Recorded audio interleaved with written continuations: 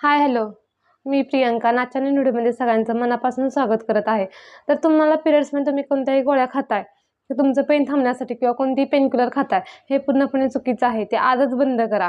कारण काय होतं, घरातल्या ज्या महिला आहेत त्या काय करतात, की दुखायला लागले की जातात मेडिकलमध्ये. मनानेच कोणतीतरी गोळी घेऊन येतात, की दुखायचं राहण्यासाठी. ते गोळी खातात, पण याचा परिणाम पुढे जाऊन खूप सारा होत असतो.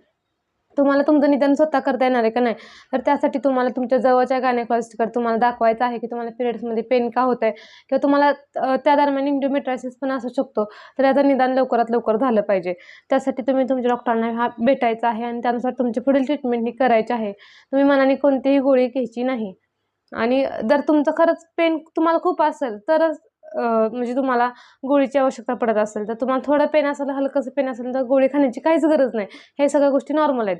जर जास्त पेन असेल तर खरंच तुम्हाला म्हणजे पोटाकडून पाठीमागे जात असेल किंवा पोटाकडून खालच्या साईडला जात असेल, असं जर पेन जास्त असेल तर तुम्हाला तुमच्या डॉक्टरांना दाखवणं खूप गरजेचं आहे.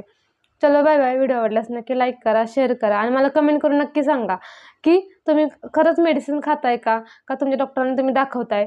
हे मला तुम्ही नक्की कमेंट करून सांगा आणि हा व्हिडिओ तुमच्या गोड मैत्रिणींना नक्की शेअर करा. चलो बाय बाय.